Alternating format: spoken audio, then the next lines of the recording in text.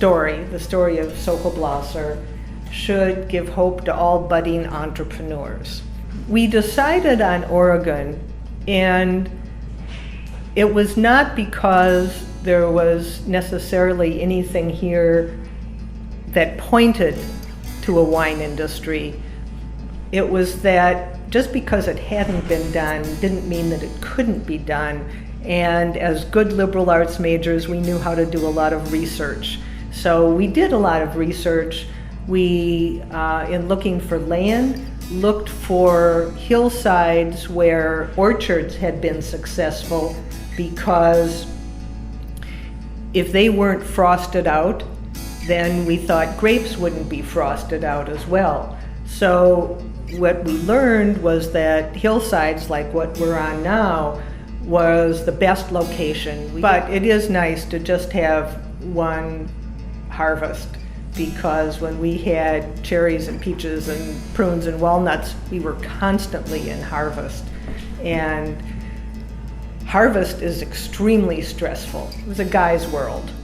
And that's why when there were pictures, publicity pictures taken, the guys were the ones who were in it. And in fact, women were not the decision makers. They were, in a sports analogy, they were the bench. You depended on them to win the game, but they were not the starters.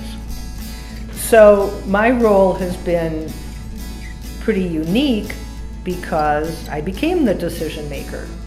And in 1980, Bill was able to come into the business full time. He'd been working as a city planner with a consulting firm in Portland. And when he came in full time, I didn't want to work for him. So we looked for something that could be my territory. Well, the vineyards. So I said, sure, I'll manage the vineyards. And that was real on-the-job training for me, because I was a suburban girl from the Midwest who'd never really grown anything.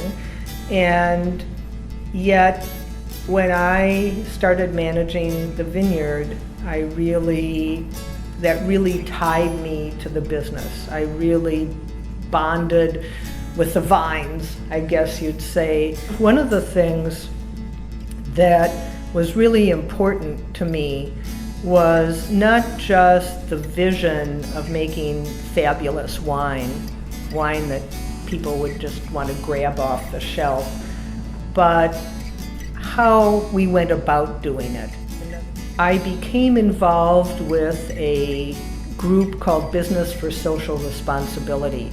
And when I first found out about this group, I was so thrilled, because I'd sort of been keeping my head down, because what I have been saying about the journey being so important is not what they teach you in MBA school. They teach you that profit is king.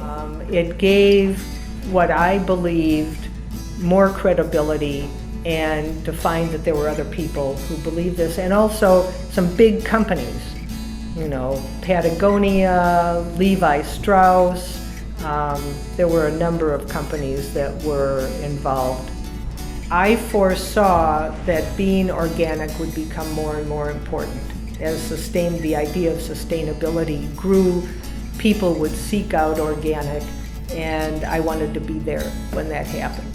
And then, starting about 2006 or 7, they started to say, yes, put it on the label. Everybody's asking for sustainability and organic. And it was so interesting, the difference in consumer awareness and taste.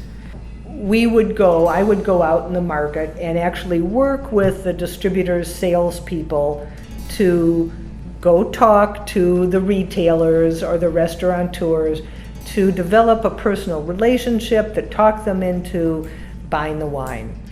So I had this sudden image as we were driving along, trying to make conversation, that this guy, young guy, would go home to his wife and she'd say, well, what did you do today, dear? Who'd you ride with? And he'd say, oh, I rode with this old lady. So I had the feeling that somebody younger would develop a rapport better, and the winery needed a new vision, but maybe it shouldn't be mine. Maybe it should be the next generation.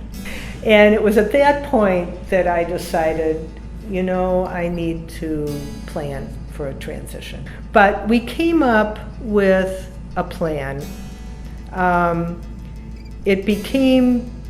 I would include Alex and Allison as much as possible in teaching, mentoring them, and I tried to do that, and it became clear. So then all during 2005, they were on a real upward learning curve to learn all about the business.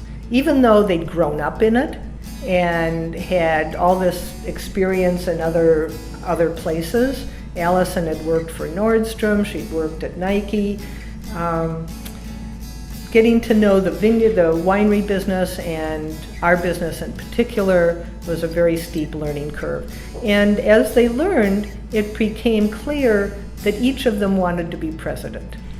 So we ended up making them co-presidents, and I have to say that it has really been successful, that they bring different skills to the job, that they have,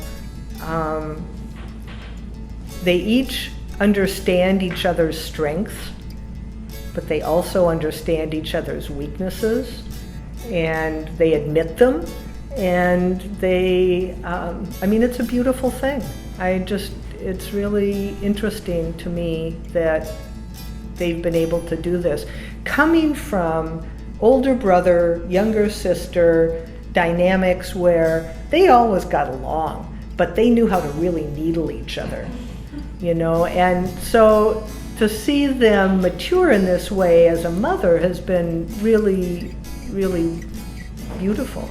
And what they've decided is they still call themselves, this happened, so they took over January 2nd, 2008, 17 years to the day since I took over the presidency.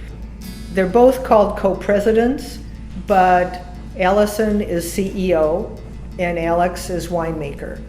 And that's where each of their strengths are and where they are happy. We are no longer under the radar. We are front and center, and I have to say, I would hate to be a new winery starting right now because the industry is so crowded, it is so competitive, just, getting on the shelf in Fred Meyer. Identifying yourself, differentiating yourself from everybody else is the big challenge. So that's one of the issues that every winery faces, but new wineries face that in spades, differentiating yourself. Why should people buy your wine instead of somebody else's? There's a lot of good wine out there.